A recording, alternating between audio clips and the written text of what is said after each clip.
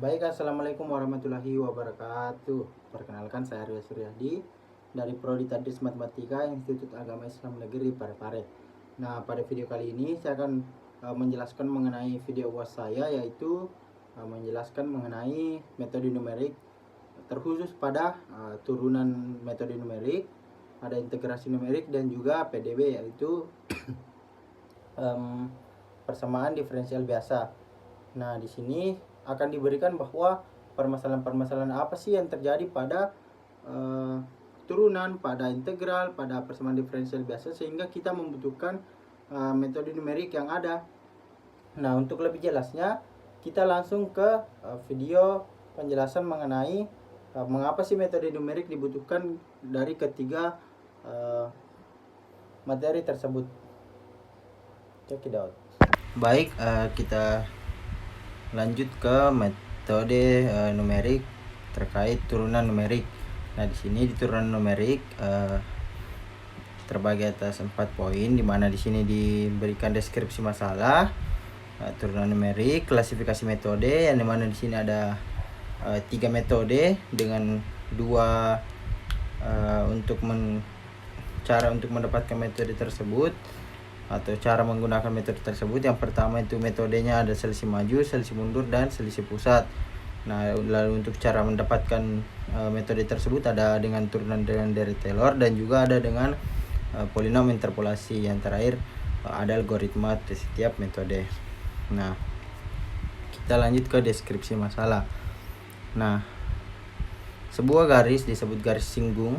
Karena kita berbicara turunan, maka di sini kita tidak lepas dengan garis singgung. Nah, di sini garis singgung jika garis tersebut hanya memiliki satu titik persekutuan atau garis singgung dengan kurva. Karena garis hanya memiliki satu titik persekutuan dengan kurva, maka untuk mendapatkan kemiringannya dapat didekati dengan garis lain yang gradiennya dapat ditentukan secara langsung.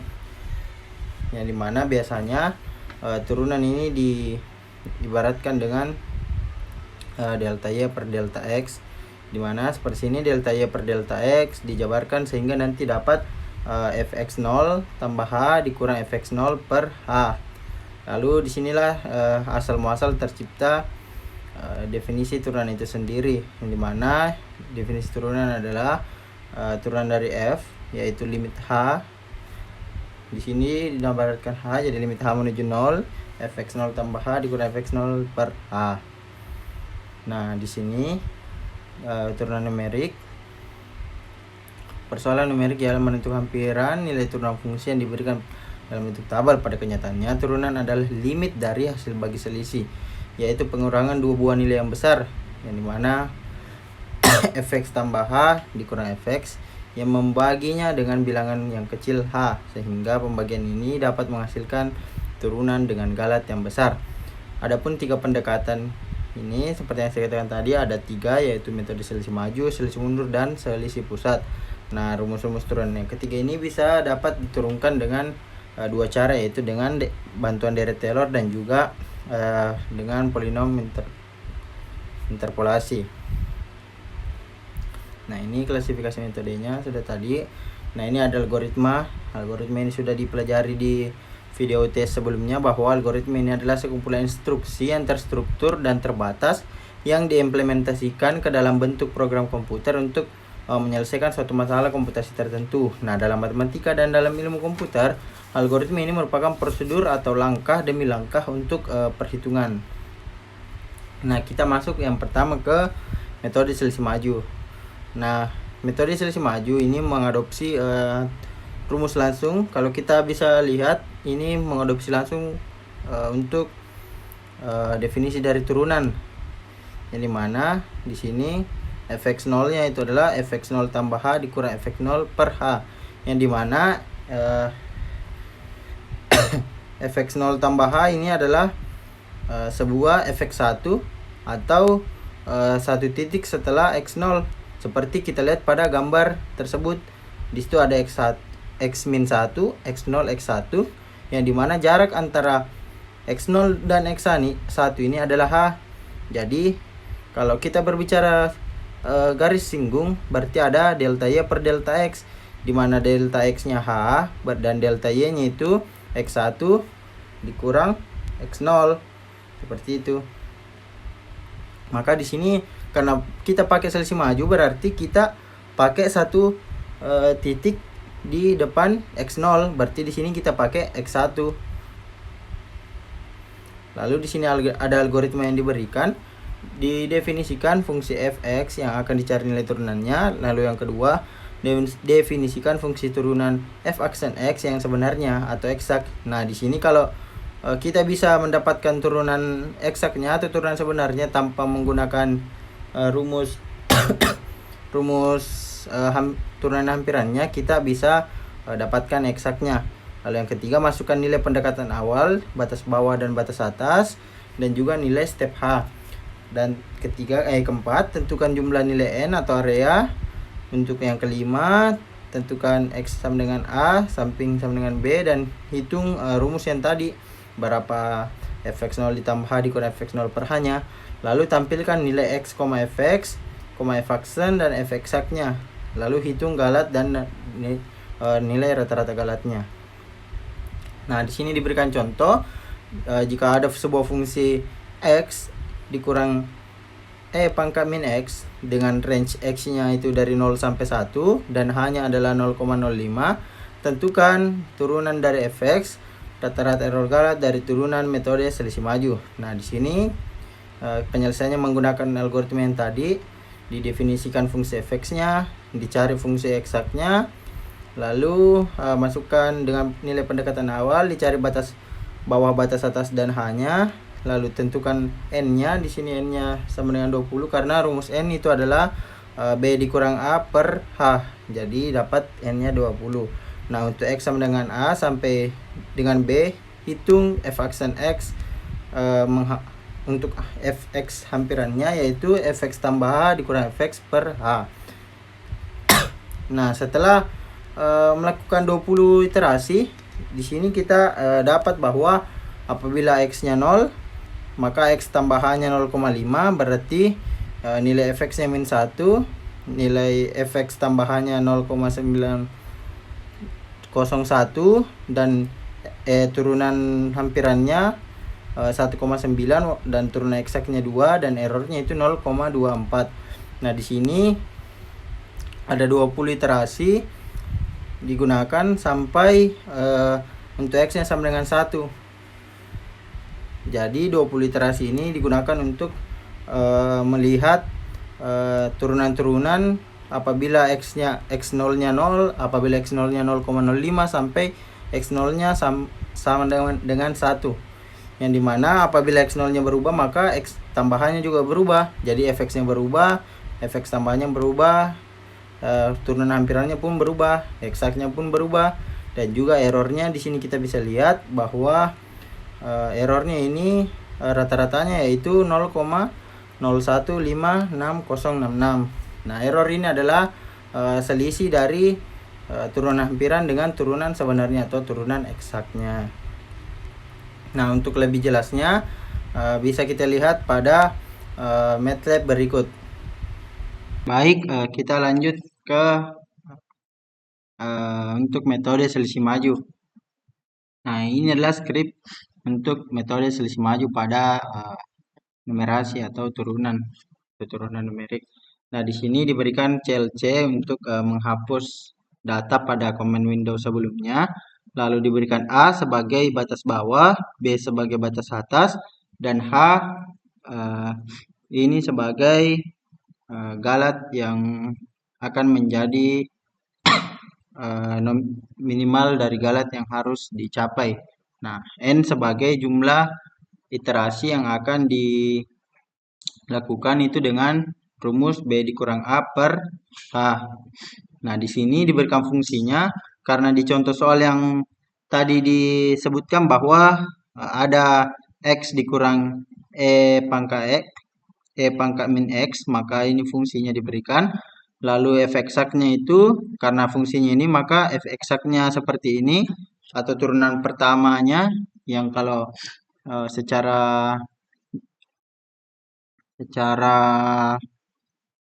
analitik dikerja seperti ini. Lalu di sini ada f ampiran. F ampiran inilah yang akan menjadi f numeriknya atau Di sini kita menggunakan metode selisih maju. Lalu di sini ada dips untuk memunculkan tabel. Lalu ada for i dari 0 sampai n. Lalu ada x-nya, yaitu a ditambah i dikali h. Ada fm, yaitu f hampirannya x, h. Ada fx atau f eksak. Lalu ada e sebagai errornya, yang dimana di sini disimbolkan absolut dikali fek dikurang fm-nya. Sigma sama dengan sigma ditambah e. Lalu ada rata-rata error, yaitu sigma per i tambah 1. Lalu untuk mengambil rata-rata errornya kita pakai fprintf. Nah, untuk lebih jelasnya kita coba running. Nah, di sini kita coba running. Sini diberikan batas bawah yaitu 0 dan batas atasnya 1 dan hanya itu 0,05. Nah, ini langsung muncul seperti kita tidak lagi secara manual mengintegrasikannya sampai 20 iterasi. Ini langsung muncul berapa errornya, berapa f majunya, berapa f eksaknya, dan berapa rata-rata errornya. Nah, itu adalah untuk metode selisih maju. Nah, lanjut pada metode selisih mundur. Nah, metode selisih mundur merupakan kebalikan dari metode selisih maju. Nah, seperti yang dikatakan di sini bahwa selisih mundur ini kita pakai kebalikan dari metode selisih maju, berarti kita pakai satu titik sebelum x0. Kan tadi di selisih maju kita pakai x1. Nah, di sini kita pakai x-1, berarti ada x0 yang dikurang h, dimana lagi-lagi h ini adalah jarak antara x1 ke x0 maupun x-1 ke x0. Sehingga rumusnya pun berubah. Jadi f aksen x0 sama dengan fx0 dikurang fx-1 ini, atau ditulis dengan fx0 dikurang h per h. Nah, di sini ada algoritmanya sama dengan tadi. Untuk metode selisih maju, selisih mundur juga memiliki algoritma yang sama, tetapi di sini untuk algoritma kelimanya rumus yang digunakan itu berbeda. Di sini kita pakai rumus untuk selisih mundurnya. Nah, di sini diberikan lagi contoh bahwa ada x pangkat 3 dikurang 2x kuadrat min dikurang x, di mana range-nya adalah dari min 0,5 sampai 0,5 dengan h-nya adalah 0,05. Nah, di sini lagi-lagi ditentukan dulu fungsinya. Setelah fungsinya diturunkan lagi, didapat fungsi eksaknya, lalu kita masukkan nilai a dan b, batas bawah, batas atas, dan juga hanya. Lalu untuk xa sampai xb kita hitung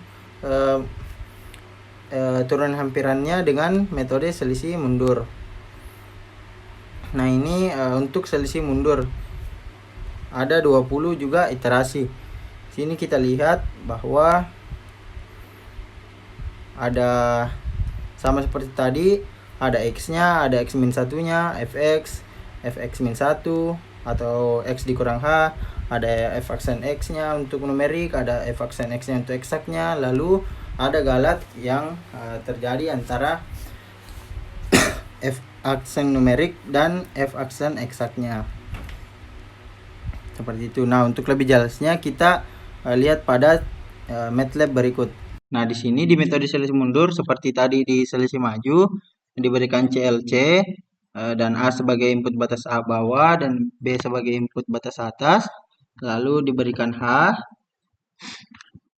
lalu diberikan H sebagai errornya yang menjadi nominal errornya, lalu ada n sebagai jumlah iterasi, ada sigma, lalu ada fungsi f, yang dimana di contoh soal itu diberikan bahwa fungsi f yang diberikan adalah x pangkat 3 dikurang 2x kuadrat dikurang x dengan batas bawah min 0,5 sampai 0,5 yang nanti akan dimasukkan di sini di batas bawah, batas atas. Lalu ada f eksaknya. Di sini f eksaknya didapatkan secara numerik fungsi hampiran sama dengan di sini fungsi hampirannya yaitu seperti didapatkan di rumus sebelumnya bahwa fx dikurang fx dikurang h itu per h. Nah, lanjut dips. Lalu sini memunculkan tabel. Ini i x, x kurang h, fx. Lalu ada for i 0 sampai n, xa ditambah i dikali h. Ada x dikurang h-nya berapa, yaitu a dikurang h. Ada fx sama dengan fx. Ada fx tambah h, fx dikurang h sama fx kurang a. Lalu fm-nya adalah rumus yang tadi, yaitu fx dikurang fx kurang h per h. Lalu fek-nya sebagai f eksak, error sebagai errornya itu absolut, f eksak dikurang f hampirannya, lalu sigma. Lalu untuk memunculkan rata-rata errornya, kita pakai sigma per i ditambah 1, lalu rata-ratanya kita panggil. Nah, untuk lebih jelasnya kita coba running. Nah, di sini masukkan batas bawah. Nah, karena di batas bawahnya tadi itu 0,5 lah minus 0,5 sampai 0,5. Lalu hanya yaitu 0,05. Nah, di sini langsung muncul bahwa dari 20 iterasi berapa semua errornya untuk iterasi pertama, iterasi kedua, berapa x-nya di iterasi pertama, iterasi kedua, x kurang h-nya berapa, fx-nya berapa, f mundurnya berapa, f eksaknya berapa, errornya berapa, dan rata-ratanya pun berapa. Nah, ini sangat memudahkan kita dalam mencari fungsi hampiran dengan menggunakan matematika komputasi. Nah, itulah tadi penjelasan terkait metode selisih mundur. Nah, lanjut pada metode selisih pusat. Nah, metode selisih pusat ini merupakan penggabungan dari kedua metode sebelumnya, yaitu di sini kita pakai 1 titik setelah dan 1 titik sebelum x0. Tetapi biasanya metode selisih pusat ini dikenal dengan 2 kali selisih maju, ataupun dari x-1 ke x0 dan x0 ke x1 begitu. Nah, di sini metode, karena tadi saya bilang ada 2, maka 2 kali selisih maju, maka di sini dijabarkan ada 2 rumus, yang dimana rumus kedua inilah yang dipakai, yaitu fx0 tambah h dikurang fx0. Lalu rumus ini kita gabungkan. Nanti didapat bahwa f aksen x0 nya sama dengan fx0 tambah h dikurang fx0 dikurang h per 2h. 2h nya dari mana? Dari jarak antara x1 x-1 ke x1. Seperti itu.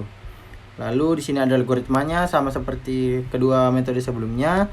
Di sini kita algoritmanya pakai algoritma yang sama, tetapi untuk algoritma kelimanya kita pakai rumusnya yang berbeda. Di sini kita pakai yang metode selisih pusat. Lalu di sini kita diberikan lagi contoh. Misal ada fungsi diferensial, fungsi biasa maksud saya, fungsi yang dimana e pangkat min x dikali sin 2x ditambah 1 dengan range dari 0 sampai 1 dengan hanya 0,05. Kita disuruh menggunakan metode selisih pusat. Nah, penyelesaiannya sama. Di sini definisikan fungsinya, lalu tentukan turunan eksaknya, masukkan batas atas, batas bawah, dan hanya. Lalu masukkan ke dalam rumus dari batas bawah sampai batas atasnya. Di sini setelah memasukkannya secara manual, yang kalau mungkin secara manual itu sangat lama, sini kita dapatkan seperti ini. Sini ada 20 juga iterasi. Kita lihat dari 0 sampai 1, x-nya dari 0 sampai 1 dengan kenaikan 0,05. Di sini kita dapat bahwa ada turunan numeriknya, ada turunan hampirannya, dan juga ada turunan eksaknya untuk fungsi yang tadi. Seperti itu. Nah, untuk lebih jelasnya bisa kita lihat di skrip MATLAB berikut. Lanjut ke metode selisih pusat atau biasa disebut dengan selisih maju mundur. Nah, di sini ada clear dan CLC, lalu ada A sebagai batas bawah dan B sebagai batas atas. Seperti tadi ada H, ada N, sigma. Bedanya di sini di fungsi yang diberikan dan juga ini F hampirannya beda karena di sini kita pakai rumus dari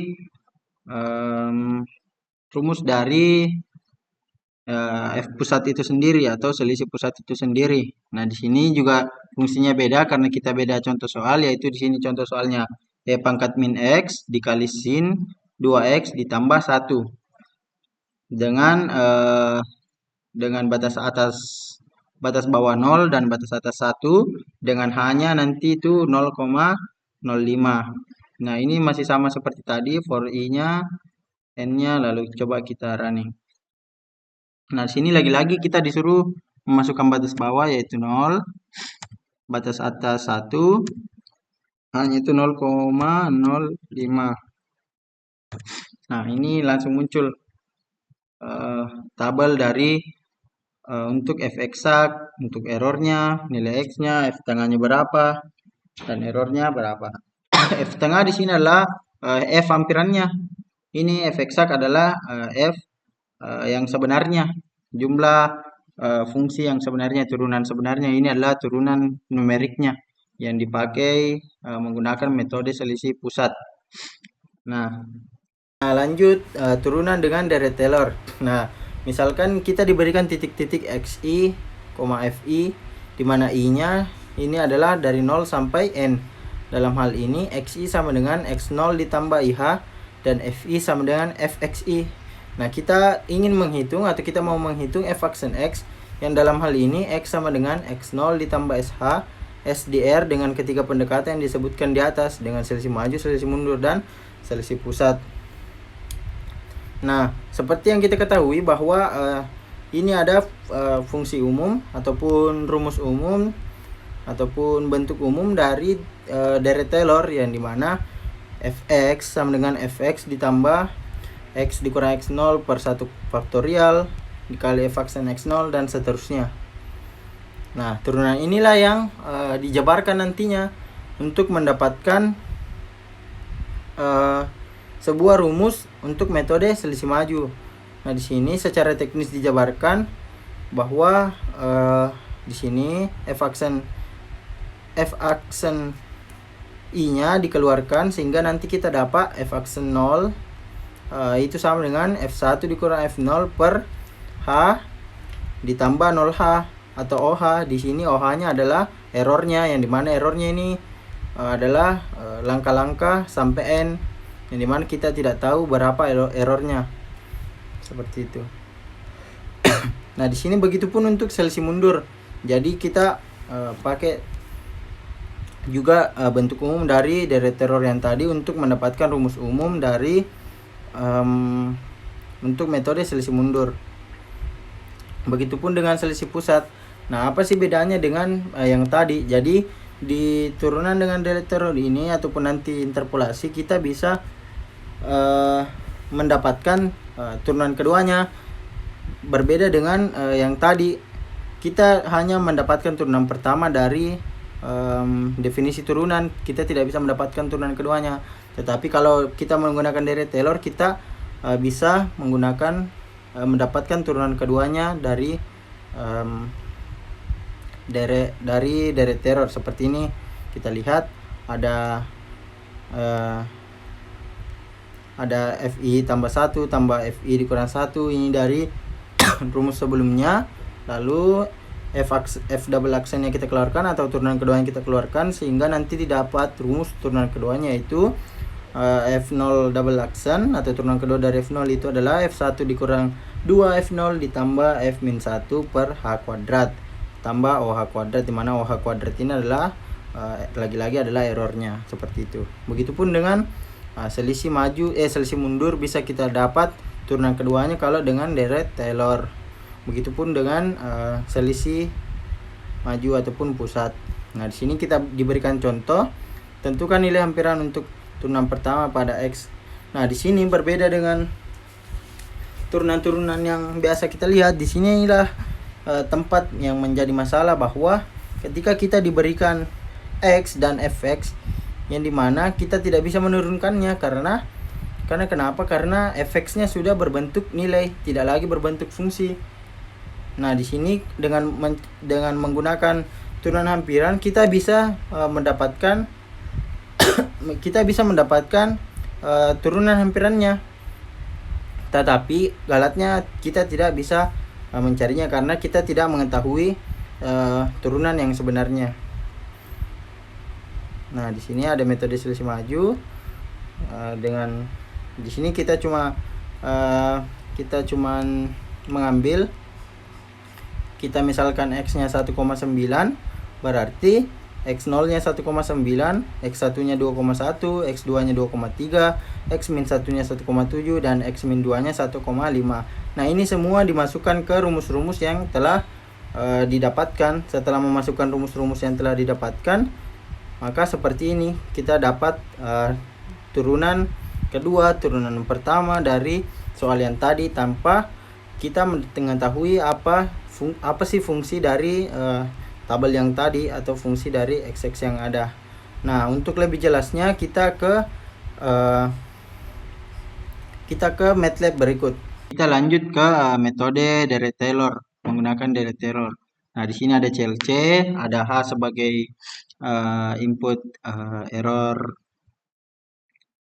errornya, lalu ada F0, F1, F2 dari fungsi yang diketahui, ada F-1, ada F-2. Nah, di sini DIPS, metode selisih maju, ini rumusnya. Lalu untuk turunan pertamanya ini, turunan keduanya, kita masukkan lagi rumusnya. Ini sebenarnya kita cuman masukkan rumusnya, kayak turunan pertama, turunan kedua, untuk DIPS turunan kedua, untuk fungsi turunan kedua, metode selisih mundur, turunan pertama, sampai ke metode selisih pusat. Nah, coba kita running. Sini misal hanya itu 0,2.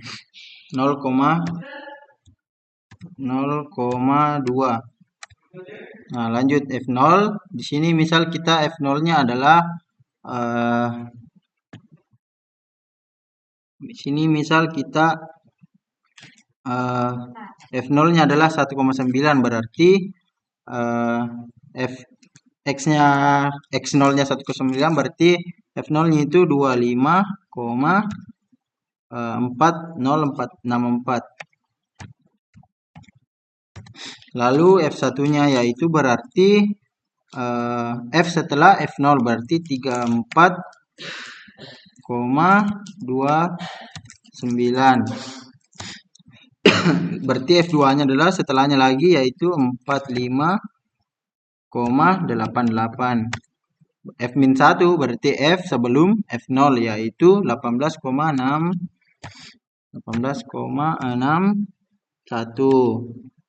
Lalu F-2 yaitu sebelumnya lagi berarti 13,44. Nah, ini langsung muncul berapa turunan pertamanya pakai selisih maju, berapa turunan pertamanya pakai selisih mundur, berapa pakai selisih pusat. Ini langsung muncul. Ini sangat memudahkan kita dalam mencari ataupun membandingkan bahwa pakai selisih mundur kita dapat turunan pertamanya itu 33,98. Nah, bagaimana kalau pakai selisih pusat? Di selisih selisih maju kita dapat 44,41. Sedangkan di selisih mundur kita dapat 33,94. Kan ini berbeda, jadi bisa dibandingkan bahwa berapa perbedaan angka dari yang dihasilkan dari metode selisih maju dan selisih mundur, seperti itu. Lanjut ke turunan dengan polinom interpolasi. Nah, sama seperti dengan Deret Taylor, polinom interpolasi ini digunakan sebagai alat untuk mencari rumus-rumus dari turunan numerik yang tidak lagi turunan pertama, melainkan turunan kedua, turunan ketiga, dan turunan seterusnya. Di sini kita menggunakan rumus umum polinom interpolasi seperti ini. Lalu secara teknis kita bisa lihat bahwa Di sini rumusnya seperti ini, dimana 1/H delta F0 ditambah S dikurang 1/2 delta kuadrat F0 ditambah galatnya. Nah, di sini untuk selisih maju, untuk turunan pertamanya kalau kita menggunakan dua titik setelah, di sini kita bisa lihat bahwa kalau di metode selisih maju yang pertama saya jelaskan bahwa kita hanya menggunakan satu titik setelah. Nah, di sini kita menggunakan dua titik setelah untuk turunan pertama. Nah, ini rumusnya didapatkan menggunakan polinom interpolasi, yaitu min 3F0 ditambah 4F1 dikurang F2 per 2H. Nah, ini kita pakai dua titik setelahnya gitu. Begitupun dengan selisih mundur dengan selisih pusat. Ini rumusnya bisa kita dapatkan dengan menggunakan bentuk umum dari polinom interpolasi yang dimodifikasi ataupun diarahkan ke bentuk turunan pertama maupun turunan kedua. Nah, ini rumus untuk turunan kedua dari polinom interpolasi diberikan. Di sini juga ada untuk metode selisih pusat diberikan. Nah, ini diberikan contoh, hitunglah f aksen 0 dengan selisih pusat orde OH kuadrat dan OH 4. Nah, di sini diberikan bahwa OH kuadrat adalah kita pakai 2 titik saja, dengan OH 4-nya kita pakai 4 titik. Walaupun kita sama-sama mencari turunan pertama. Di sini kita bisa lihat bahwa pada kita pakai orde OH kuadrat di sini kita mendapatkan 5,510, sedangkan kalau kita pakai OH pangkat 4 kita mendapatkan 5473. Nah, di sini kita lihat perbedaannya, dia memang mendekati tapi berbeda. Nah, kalau secara teknis bahwa OH 4 pangkat 4 ini akan lebih akurat dibanding OH 2, karena di OH pangkat 4 ini kita pakai atau orde 4 ini kita pakai 4 titik seperti itu. Baik, itu tadi penjelasan untuk turunan numerik. Selanjutnya kita masuk ke turunan integral atau integrasi numerik. Nah, lanjut ke materi integrasi numerik atau integral pada metode numerik. Nah, di sini diberikan bahwa kita dalam mencari luasan di bawah kurva sebenarnya mudah kalau dia beraturan, seperti ada persegi panjang, ada trapesium, ada segitiga. Nah, ini sudah dari dulu didapatkan rumusnya, jadi kita tidak perlu mencarinya se-effort itu kalau dia bentuknya beraturan. Nah, bagaimana kalau bentuknya tidak beraturan? Ini bisa kita dekati. Jadi kita contohkan sebuah lingkaran, ini bisa kita dekati dengan persegi. Bisa dengan seperti yang di bawah, dan bisa seperti yang di atas. Kalau yang di bawah ini dia berarti errornya akan lebih, kalau yang di bawah ini berarti errornya akan masih kurang dari luas aslinya, seperti itu. Nah, integral tentu secara umum merupakan luas daerah yang dibatasi oleh fungsi y sama dengan fx dan sumbu x, di mana integral tentu ini adalah tanpa batas atas dan batas bawah sehingga ditambahkan c, dan integral tentu ini sudah memiliki batas atas dan batas bawah sehingga ini bisa dihitung, di mana fb dikurang fa. Nah, proses integrasi merupakan yaitu melakukan pengintegralan pada bagian kecil. Pengintegralan numerik merupakan metode yang digunakan untuk memperoleh jawaban hampiran atau aproksimasi ataupun pendekatan dari pengintegralan yang tidak dapat diselesaikan secara analitik. Nah, ada metode integral Riemann. Luasan yang dibatasi oleh y sama dengan fx dan sumbu x. Luasan dibagi menjadi n pada range a sampai b dengan titik-titik bagi menjadi x1, x2, x3 sampai xn dikurang 1, sehingga ada a yang dimana a ini x0 nya lebih kecil dari x1 dan seterusnya sampai xn sama dengan b. Nah, himpunan n bagian disebut partisi selang, yang dimana partisi selang ini disebut p, dimana ini yang memuat x1, x2 sampai xn. Nah, P tidak semua berukuran sama, ataupun selangnya ini tidak semua berukuran sama. Nah, untuk selang yang paling panjang disebut dengan norm P atau norm partisi. Nah, panjang bagian berurut-urut dinamakan dengan delta X, sehingga delta X ini bisa diibaratkan dengan XN dikurang 1. Nah, kemudian untuk menghitung L, luas setiap persegi panjang, di mana LI, FI, di sini sebenarnya kita mau kembali jabarkan bagaimana sih sebenarnya definisi integral Riemann ini terbentuk. Jadi inilah dia. Sehingga nanti di bawahnya ada sigma, yang dimana sigma ini dihaluskan menggunakan limit sehingga menjadi integral. Di sini menjadi integral A sampai B fx dx. Nah, di sini ada beberapa jenis integral Riemann, di mana ada Riemann kiri yang biasa digunakan, ada Riemann kanan, dan juga Riemann tengah. Di mana Riemann kiri ini bisa kita lihat bahwa persegi-persegi panjang yang menyentuh kurva adalah sudut bagian kiri dari persegi panjang yang dipartisi, sedangkan Riemann kanan yaitu sudut-sudut kanannya yang menyentuh kurva, sedangkan Riemann tengah adalah bagian tengahnya yang menyentuh kurva, bukan sudut kiri ataupun kanan. Simpelnya seperti itu. Nah, di sini ada algoritma metode integral Riemann. Ada menginput A dan B-nya. Ada outputnya itu hasil integrasi, dan langkah-langkahnya itu didefinisikan fungsi f, x, tentukan batas bawah dan batas atas, hitung H-nya, di mana H-nya ini adalah B dikurang A per N, dan hitung L-nya, di mana L-nya ini adalah integralnya. Nah, contoh, sini diberikan contoh luas dari bawah kurva x kuadrat tambah 2. Nah, untuk menghitungnya di sini kita pakai secara analitik dahulu. Nah, kalau pakai cara analitik didapatlah bahwa luasnya itu 20/3 seperti ini. Ini kita cuma tinggal cari anti turunannya, lalu kita masukkan batas atas batas bawah. Nah, kita dapat mini 20/3 kalau secara analitik. Nah, kalau secara metode numerik, nah kita bisa lihat di sini kita pakai integral kanan terlebih dahulu. Nah, di sini kita pakai integral kanan, otomatis nanti errornya akan lebih besar dari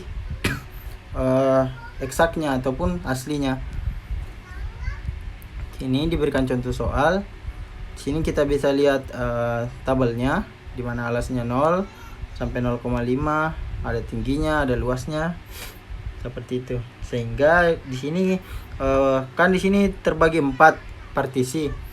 Nah, untuk mengetahui jumlah luasnya, kita menambahkan jumlah luas 4 partisi ini.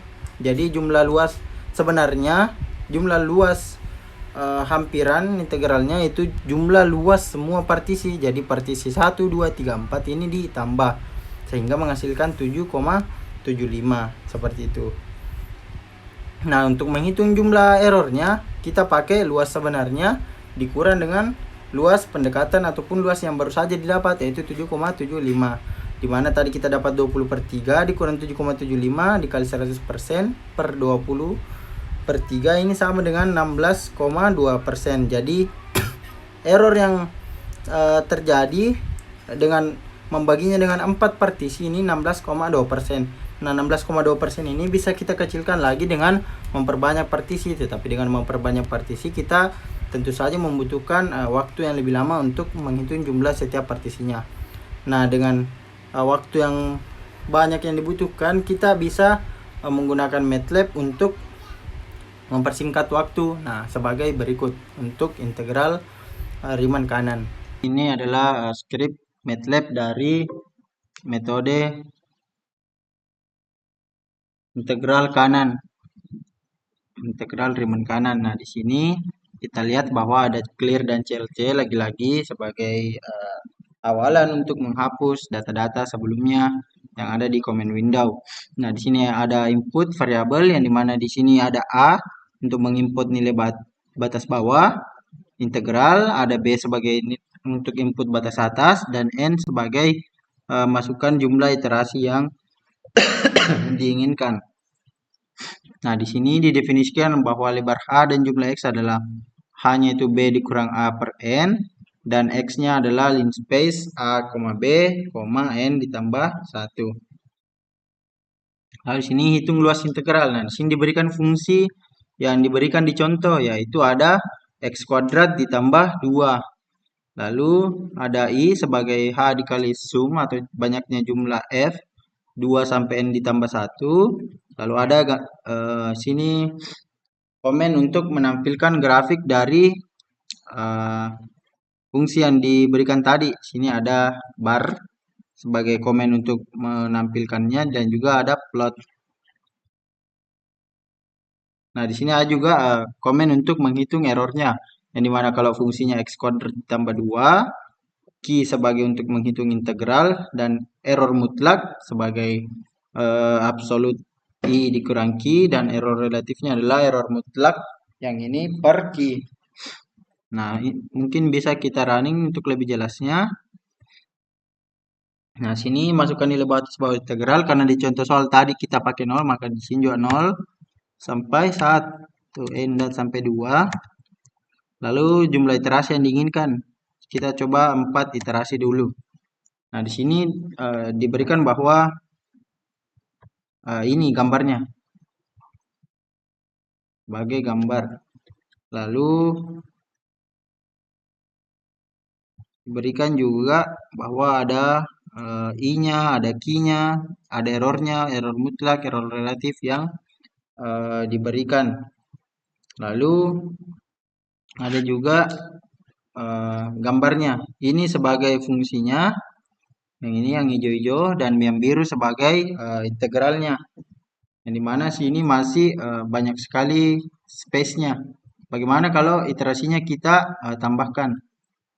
Coba kita running kembali. Ini 0, ini 2. Jumlah iterasinya misal kita agar lebih kelihatan, coba kita 15. Enter.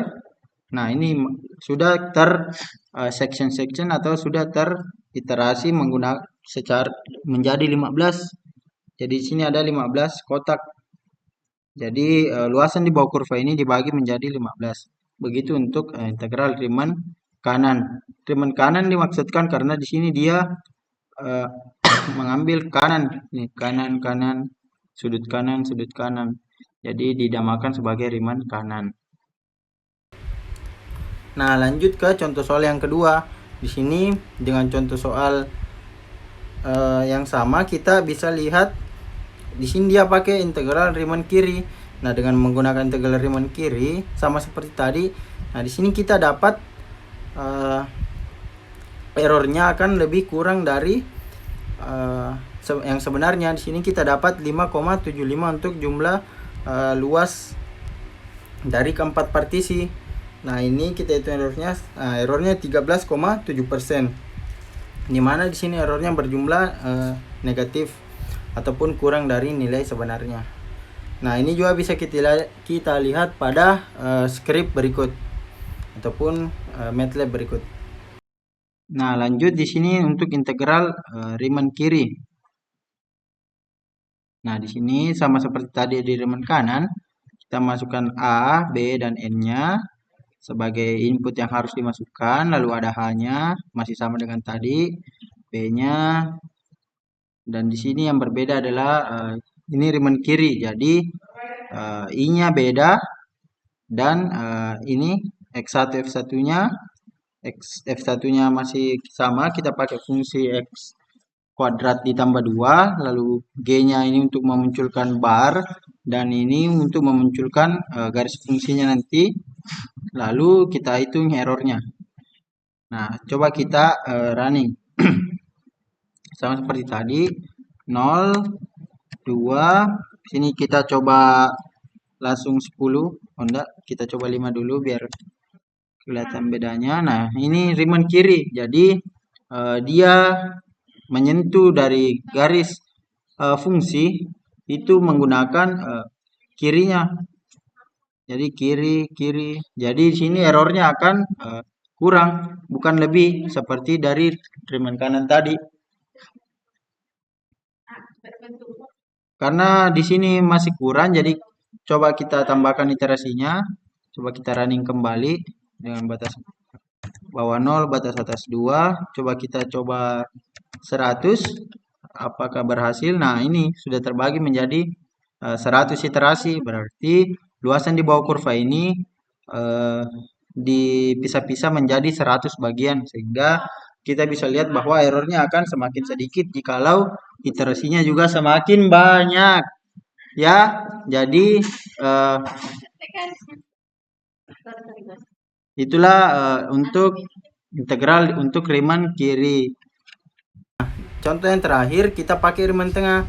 Nah, Riemann tengah ini adalah biasanya disebut-sebut sebagai Riemann yang paling sedikit errornya, karena dia mengambil tengah-tengah dari partisi yang persegi panjang yang dipartisi. Nah, di sini bisa kita lihat dengan contoh soal yang sama kita dapat 6,625 dan kita dapat errornya di sini 0,625%. Ini sangat berbeda dengan Riemann kiri dan Riemann kanan yang sebelumnya yang memiliki galat ataupun error yang masih sangat besar. Nah, di sini bisa kita lihat cuman dibagi 4 partisi, errornya sudah 0, sekian persen. Nah, ini bisa kita lihat dengan banyak partisi, yaitu dengan menggunakan MATLAB, kan tentunya untuk menghemat waktu. Nah, sebagai berikut. Lanjut untuk integral Riemann tengah. Nah, di sini diberikan clear CLC, lalu input variabel ada A, B, dan N. Untuk di input seperti pada Riemann kiri dan Riemann kanan tadi. Lalu di sini sama didefinisikan lebar H dan jumlah X-nya. Lalu hitung luas integral pakai ini X tambah 2, tampilkan Riemann tengah pakai bar dan juga pakai plot. Lalu seperti itu. Lalu kita coba running. Nilai batas bawah integral coba kita 0. Ini fungsinya masih sama ya, jadi fungsinya masih X kuadrat tambah 2. Jadi batasnya 2 dan jumlah iterasinya kita coba lagi 5. Nah, ini gambarnya. Kita lihat bahwa ternyata kalau dia menggunakan Riemann tengah, kurvanya ini menyentuh tengah-tengah dari persegi panjang yang diberikan, bukan lagi di sudut kiri maupun sudut kanan. Nah, bagaimana kalau kita coba iterasinya sebanyak mungkin? Coba kita running kembali, masukkan batas bawahnya yaitu 0, dan batas atasnya 2, dan jumlah iterasinya kita coba 20. Nah, ini akan seperti ini. Akan memunculkan bahwa lebih sedikit errornya karena iterasinya semakin banyak, seperti itu. Nah, lanjut untuk metode trapesium. Nah, kaidah trapesium 1 bias merupakan metode pendekatan integral dengan polinomial D1. Dengan metode ini, kurva lengkung dari fungsi f digantikan oleh garis lurus seperti pada gambar berikut. Jadi, kalau ada garis lengkung, kita tetap menggunakan garis lurus. Sehingga di sini bisa kita lihat bahwa pakai 1 trapesium untuk apabila ada kurva lengkung, kita garis lurus saja menggunakan trapesium seperti pada gambar di samping dengan rumus seperti di bawah ini dengan mengambil rumus dari trapesium. Nah, seperti ini. Nah, bisa kita lihat seperti di bawah. Ini adalah rumus-rumus kaidah-kaidah dalam trapesium, diambil masuk ke integrasi numerik karena kita pakai bentuk trapesium untuk membagi partisinya. Nah, di sini ada algoritmanya sama seperti pada integral Riemann sebelumnya. Definisikan fungsi fx, tentukan batas atas batas bawah, tentukan jumlah pembagiannya, hitung hanya, dan di sini yang beda bahwa rumusnya yang beda. Jadi kita di sini pakai rumus untuk trapesium seperti itu. Sini ada contoh untuk 1 bias. Nah, di sini secara analitik ini bisa diselesaikan, dan dimana di sini kita bisa dapat bahwa secara numerik di sini dijelaskan dapat bahwa turunan secara numeriknya atau turunan hampirannya itu 111,101,196. Nah, lanjut untuk trapesium N nias atau pias. Nah, hitung 0 sampai 1 untuk 3x kuadrat dx. Nah, menggunakan metode trapesium selang, di mana selangnya itu yaitu hanya 0,1 seperti tabel di bawah ini. Berarti ada x dari 0 sampai 1 dengan fx-nya juga, di mana untuk fx 0 sama dengan 0 sampai fx 1-nya itu sama dengan 3. Lalu kita ambil rumus. Lalu di sini di contoh soal ini secara analitik di sudut kanan bawah bisa kita lihat bahwa hasilnya itu 1. Sedangkan kalau secara numerik hasilnya itu 1,005. Berarti di sini ada galatnya sebesar 0,005 seperti itu. Nah, untuk lebih jelasnya kita bisa lihat ke skrip MATLAB berikut. Trapesium banyak pias.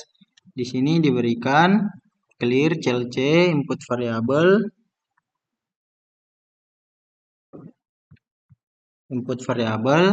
lalu input nilai batas atas dan masukkan jumlah iterasi. Lalu ada sini definisikan lebar H-nya sebagai berikut, di mana H-nya itu B dikurang A per N. Lalu ada line space, X-nya line space A, B, di mana N-nya ini N tambah 1. Lalu sini ada ini I2 sebagai traps. Ini adalah untuk trapesium. Lalu ini untuk menampilkan grafik, kita atur warnanya, kita atur pakai bar. Lalu ini untuk pakai plot, ini untuk menampilkan grafik fungsi.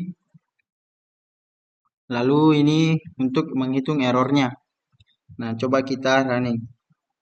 Sini kita disuruh masukkan batas bawah yaitu 0, batas atasnya 1, dan jumlah iterasinya 10. Coba kita. Nah, ini langsung kelihatan gambarnya kalau kita pakai trapesium, dan juga langsung nilai-nilainya langsung keluar. Ini di iterasi pertama, iterasi kedua, ketiga, nilai-nilainya langsung keluar. Dan errornya, error mutlak dan error relatifnya juga keluar beserta grafiknya. Inilah grafik untuk metode trapesium untuk banyak N, di mana N-nya kita bisa atur berapa begitu. Nah, lanjut ke metode Simpson sepertiga. Nah, metode ini menggunakan pola, yaitu di sini polanya 1 2 1. Nah, 1 2 1. Pola ini sangat berguna untuk melihat pola-pola dari pembentukan metode integrasi Simpson sepertiga. Seperti pada gambar ini bisa kita lihat bahwa ada 3 terbagi 3. Itulah 1 dibagi 3, sehingga di sini bisa kita lihat dari mana Simpson sepertiga ini tercipta begitu. Nah, di sini menggunakan pembubutan titik tengah. Di sini secara teknik rumus ini bisa kita dapatkan dengan menggunakan pola yang tadi, yaitu 1 2 1, sehingga kita bisa dapat seperti ini, dimana nanti ada sigma untuk I-nya ganjil dan I-nya genap bagaimana. Seperti itu untuk integrasi Simpson sepertiga. Nah, di sini ada langkah-langkahnya, mungkin algoritmanya sama, tetapi lagi-lagi kita pakai rumus yang berbeda. Di sini kita pakai rumus untuk integrasi Simpson sepertiga. Nah, di sini ada contohnya, dimana hitung integral 0 sampai 1 untuk 3x kuadrat dx dengan metode Simpson sepertiga, di mana selang H-nya adalah 0,1. Nah, ini seperti pada contoh soal sebelumnya di trapesium di sini, tetapi di sini di Simpson sepertiga lebih akurat lagi karena secara hampiran dan secara numerik dan secara analitik kita mendapatkan hasil yang sama, berarti galatnya 0. Lanjut ke metode Simpson 3/8. Nah, metode ini mirip dengan metode Simpson sepertiga, yang dimana pendekatannya di sini memiliki pola yang berbeda, yaitu 1 3 3 1.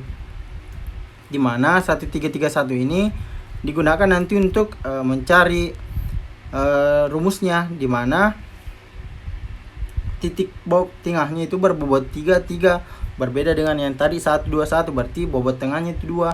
Tetapi di Simpson 3/8 kita mengambil bobot tengahnya itu 3. Sehingga dengan menggunakan teknik-teknik yang ada kita bisa menemukan rumus untuk menghitung luas di daerah di bawah kurva dari Simpson 3/8 ini. Nah, dengan menggunakan rumus yang didapat tadi, kita masukkan ke dalam algoritma yang ada seperti pada algoritma sebelumnya. Di sini cuma beda rumus untuk mencarinya. Lalu dengan contohnya kita tinggal masukkan data-data yang ada atau data-data yang diberikan ke dalam rumus yang telah kita dapatkan tadi secara teknik.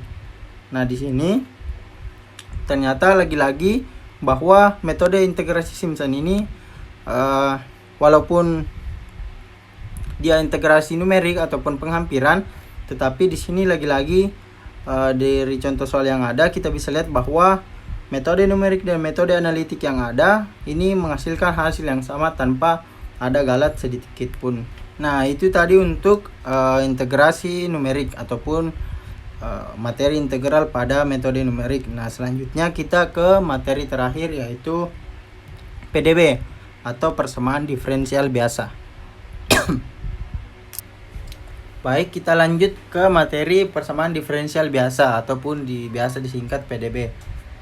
Nah, di sini PDB secara numerik berarti menghitung nilai fungsi di XR tambah 1 sama dengan XR ditambah H, dengan hanya adalah ukuran langkah step setiap lelaran pada metode analitik. Nah, nilai awal berfungsi untuk memperoleh solusi yang unik. Sedangkan pada metode awal metode numerik, nilai awal pada persamaan 1 berfungsi untuk memulai lelaran.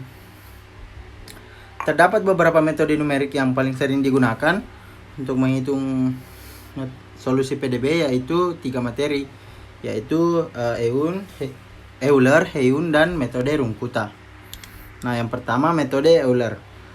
Metode Euler yaitu prosedur numerik orde pertama untuk menyelesaikan PDB dengan nilai awal tertentu. Ini adalah metode eksplisit paling dasar untuk integrasi numerik PDB dan merupakan metode Runkuta yang paling sederhana. Metode Euler dikenal sebagai metode hampiran paling sederhana untuk menyelesaikan nilai awal, namun metode ini memiliki error yang cukup besar dibandingkan dengan metode-metode yang lain. Metode Euler ini juga disebut sebagai metode orde pertama karena persamaannya hanya mengambil suku orde pertama. Nah, di sini diberikan PDB orde pertama, di mana y-nya dy per dx sama dengan fx, y, dan nilai awal y x0 sama dengan y0, misalkan yr sama dengan yxr, adalah hampiran nilai y di xr yang dihitung dengan metode Euler. Dalam hal ini xr sama dengan x0 ditambah rh, di mana r-nya ini 0 sampai n. Metode Euler diturunkan dengan cara menguraikan y xr ditambah 1 di sekitar xr ke dalam deret Taylor, di mana ini adalah fungsi persamaan bentuk umum deret Taylor. Nah, bila ini dipotong sampai ke suku orde ketiga, maka diperoleh persamaan ketiga seperti di tampilan seperti ini. Nah, berdasarkan persamaan pertama, di sini diberikan bahwa y-xn xr sama dengan fxr, yr. Nah, di sini diuraikan terus sampai dapat bahwa yr tambah 1 sama dengan yr tambah hf xr per yr. Nah, seperti yang kita lihat tadi bahwa Euler ini dibantu dengan deret Taylor dan juga dari Taylor, dan tapi ini bisa juga dilakukan dengan cara berbeda, yaitu diturunkan. Sebagai contoh, kita misal menggunakan aturan segi 4 untuk mengintegrasikan f x, y pada persamaan diferensial. Nah, seperti ini, yaitu merupakan metode Euler. Nah, tafsiran geometri untuk metode persamaan diferensial biasa. Secara penafsiran bahwa f fxy dalam persamaan diferensial menyatakan gradien garis singgung kurva di titik x, y. Kita mulai menarik garis singgung dari titik x 0, y 0 dengan gradien fx 0, y 0 dan berhenti di titik x1, y1 dengan y1 dihitung dari persamaan 5. Selanjutnya dari titik x1, y1 ditarik lagi garis dengan gradien fx1, y1 dan berhenti di titik x2, y2 dengan y2 dihitung dari persamaan kelima. Proses ini kita ulang beberapa kali misalnya sampai lelaran ke n sehingga hasilnya adalah garis patah-patah seperti yang ditunjukkan pada gambar ini. Itu ada garis patah-patah. Gambar ini juga. Nah, ini masih secara penafsiran tadi. Lanjut. Nah, ini adalah penurunan rumus dari metode Euler.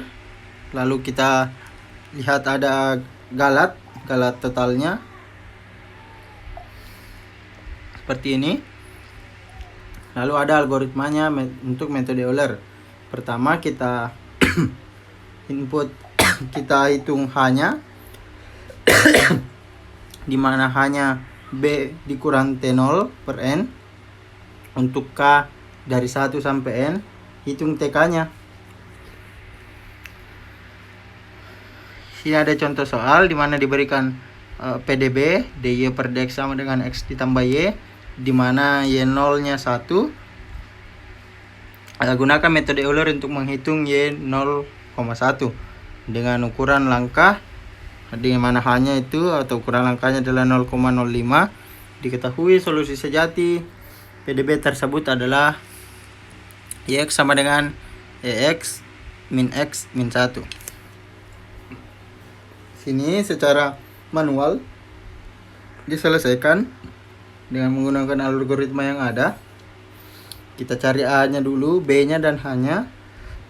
Setelah didapatkan, kita masukkan pada rumus metode Euler seperti berikut. Setelah didapatkan, didapat bahwa y-nya adalah 0,10. Nah, ini dibandingkan dengan solusi sejatinya untuk mencari galatnya, sehingga didapat galatnya bahwa galatnya sini sangat besar. Galatnya sampai 1,0998. Nah, ini adalah menggunakan Excel. Kita bisa juga cari. Sini kita bisa lihat hasil-hasilnya. Lalu ada grafik dari persamaan metode Euler ini. Lalu untuk MATLAB-nya kita lihat sebagai berikut. Ini untuk metode Euler. Kita bisa lihat bahwa ada clear, ada CLC, dimensikan parameter awalnya berapa, lalu hanya 0,2, hanya yaitu x,0, b-nya 0,2, lalu ada solusi eksaknya. Kita nyatakan bahwa y eksak adalah e pangkat b min b dikurang 1. Lalu ada y1, ada implementasi metode Euler. Di sini kita masukkan rumus dari metode Euler, lalu hasilnya y eksaknya berapa, lalu kita hitung errornya dengan menggunakan ini absolut y eksak dikurang y ditambah 1, lalu kita panggil hasil-hasil yang didapat yaitu n, kita panggil y eksaknya y ditambah 1 dan kita panggil errornya, lalu kita bisa plot hasilnya, hasil dari fungsinya. Coba kita running. Nah, ini langsung muncul. Nilai-nilai hasil dari untuk metode Euler ini. Ada 10 langkah dalam menyelesaikannya, lalu error numeriknya 0,02408, ada solusi numeriknya juga dan ada solusi eksaknya. Lalu ada grafik yang ditampilkan seperti ini. Lanjut ke metode Heun atau perbaikan dari metode Euler. Nah, metode Heun merupakan ketelitian yang rendah karena galatnya besar sebanding dengan H. Buruknya galat ini dapat dikurangi dengan menggunakan metode Heun yang merupakan perbaikan metode Euler atau modified Euler method. Pada metode Heun, solusi dari metode Euler dijadikan sebagai solusi awal ataupun solusi perkiraan awal. Selanjutnya, solusi ini diperbaiki dengan metode Heun ini sendiri. Mana di sini ada perunuhan rumusnya seperti berikut. Lalu ada tafsiran geometri juga dari metode Heun. Kita bisa lihat pada gambar berikut. Lalu ada untuk menghitung galatnya, yaitu H pangkat 3 per 12 Y double aksen T. Sini diberikan bukti, misalnya ada YR ditambah 1 adalah nilai Y sejati di XR tambah 1, dan YR tambah 1 adalah hampiran nilai Y di XR tambah 1. Uraikan YR tambah 1 di sekitar XR YR tambah 1 sama dengan, maka YR menyatakan bahwa FXR, YR sama dengan FR. Maka YR tambah 1-nya adalah seperti ini, YR ditambah HFR tambah H kuadrat per 2 F aksen ditambah H pangkat 3 per 6 F double aksen ditambah dan seterusnya. Sehingga nanti kita menggunakan deret Taylor sama seperti metode sebelumnya, kita nanti mendapatkan ini seperti ini, YR ditambah HF R tambah H kuadrat per 2 F aksen R H pangkat 3 per 4 F double aksen R tambah dan seterusnya. Nah, dengan mendapatkan yang tadi, kita bisa hitung galatnya, dimana galatnya adalah minus H pangkat 3 per 12 F triple aksen R T dan seterusnya. Tapi di sini kita potong sampai sini saja untuk galatnya. Nah, ini untuk galat apabila kita tidak potong galatnya seperti itu.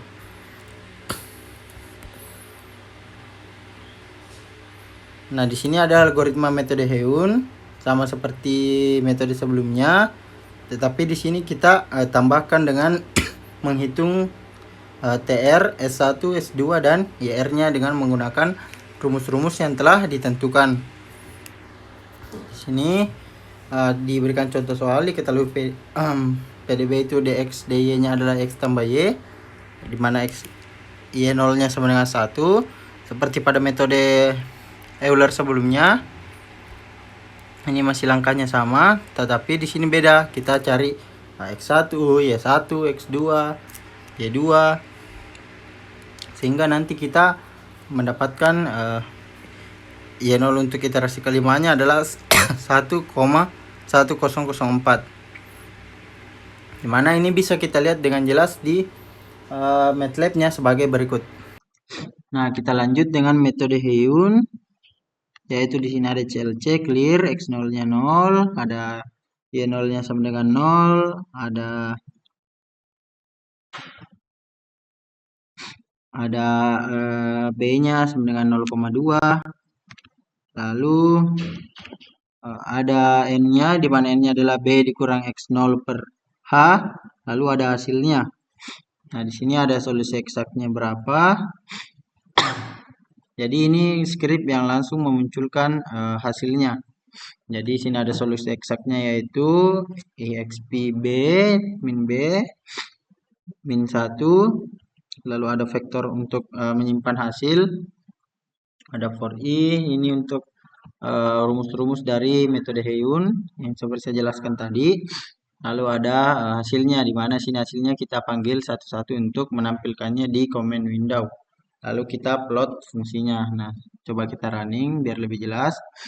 Nah, di sini ada fungsi dengan solusi metode Heun. Lalu ini ada di command window, kita bisa lihat hasilnya bahwa di sini ada 0, 1, ada 0,200, 0,200. Di sini ada 10 langkah dengan solusi eksak 0,21403 dengan solusi numerik ini 0,021387 dengan error numeriknya yaitu atau galatnya yaitu 0,000016. Seperti itu untuk metode Heun. Nah, yang terakhir adalah metode Runkuta. Penyelesaian PDB dengan metode Dirac-Taylor tidak praktis karena metode ini membutuhkan perhitungan turunan fx, y. Selain itu, tidak semua fungsi mudah dihitung turunannya, terutama bagi fungsi yang bentuknya rumit. Semakin tinggi orde metode Dirac-Taylor, maka semakin tinggi pula turunan fungsi yang harus dihitung. Nah, metode Runkuta ini muncul sebagai alternatif lain dari dua metode sebelumnya. Yaitu di sini dia tidak membutuhkan Dirac-Taylor dan tidak membutuhkan perhitungan turunan. Metode ini berusaha mendapatkan derajat ketelitian yang lebih tinggi dan sekaligus menghindarkan keperluan untuk mencari turunan yang lebih tinggi. Nah, ini ada bentuk umum dari metode Runkuta, yaitu YI ditambah 1 sama dengan YI ditambah AI KI, A1 K1 tambah 2 K2 ditambah dan seterusnya sampai AN KN. Nah, dengan K1 sampai KN ini diperoleh rumusnya seperti berikut. Lalu ada nilai AJ, ada PJ, ada QIJ, dipilih sedemikian rupa sehingga meminimumkan galat per langkah dan persamaan di atas akan sama dengan metode Dirac-Taylor dari orde setinggi mungkin. Nah, galat per langkah metode Runkuta ini biasa disebut dengan OH N pangkat plus 1 dan galat longgakannya yaitu OH pangkat N. Orde metodenya sama dengan N. Nah, metode Runkuta orde 1 berbentuk seperti ini, yaitu K1 sama dengan HF XR, YR. YR ditambah 1 sama dengan YR ditambah A1 K1. Galat per langkahnya OH kuadrat dan galat longgakannya adalah OH. Yang termasuk ke dalam metode Runkuta orde 1 ialah metode Euler, karena seperti yang kita katakan tadi bahwa metode Euler ini cuma menggunakan orde pertama. Metode Runkuta orde 2 bisa kita lihat juga seperti ini. Rumusnya di mana galat per langkahnya adalah OH pangkat 3 sedangkan galat longgakannya adalah OH kuadrat. Dan contohnya adalah metode Heun. Dalam hal ini A2-nya adalah 1/2, A1-nya adalah 1 dan P1-nya adalah 1. Nah, ini di sini dalam bentuk Heun ditulis seperti di atas. Contoh metode Runkuta orde 2. Yang lain juga ada seperti ini. Ini adalah contoh-contoh dari metode Runkuta orde 2. Nah, metode Runkuta yang terkenal adalah metode Runkuta orde 3 dan metode Runkuta orde 4 yang bentuknya seperti ini. Nah, untuk lebih jelasnya kita ke MATLAB berikut. Ke metode Runkuta. Nah, di sini di metode Runkuta sama seperti tadi kita diberikan parameter awal yaitu X0-nya 0, Y0-nya 0, H-nya yaitu 0,2 dan B-nya 0,02 dan B-nya 0,2. Diberikan N yaitu B dikurang X0 per H. Lalu ada hasilnya, diberikan solusi eksak. Lalu di sini diberikan vektor untuk menyimpan hasilnya. Di sini juga diibaratkan solusinya seperti pada dua metode sebelumnya. Lalu ada skema numeriknya. Ini untuk metode Runkuta. Lalu setelah itu kita panggil dengan menggunakan fprintf, baik itu eksaknya, n-nya, metode Runkutanya, ya eksaknya maupun errornya. Lalu kita plot hasilnya menggunakan komen ini dengan judul solusi dengan metode Runkuta. Kita coba running. Ini sudah running. Kita tunggu grafiknya. Nah, ini untuk solusi untuk metode Runkuta. Bisa kita lihat seperti ini grafiknya. Lalu jumlah-jumlah yang terdapat bisa kita lihat bahwa ini hasilnya untuk metode Runkuta, bahwa di sini bisa kita lihat error relatifnya tidak ada ataupun nol. Berarti solusi numerik dan solusi eksaknya ini sama. Berarti tidak ada lagi galat yang terjadi di hampiran seperti itu. Nah, dengan berakhirnya metode Rumkuta tadi, berakhir pula penjelasan mengenai PDB pada video kali ini. Baik, itulah tadi penjelasan dari saya terkait ketiga materi, yaitu turunan metode numerik, integrasi numerik, dan juga PDB, yaitu persamaan diferensial biasa. Nah, semoga bisa difahami, dan juga lebih dan kurangnya mohon dimaafkan. Wabillahi taufiq wal hidayah. Wassalamualaikum warahmatullahi wabarakatuh.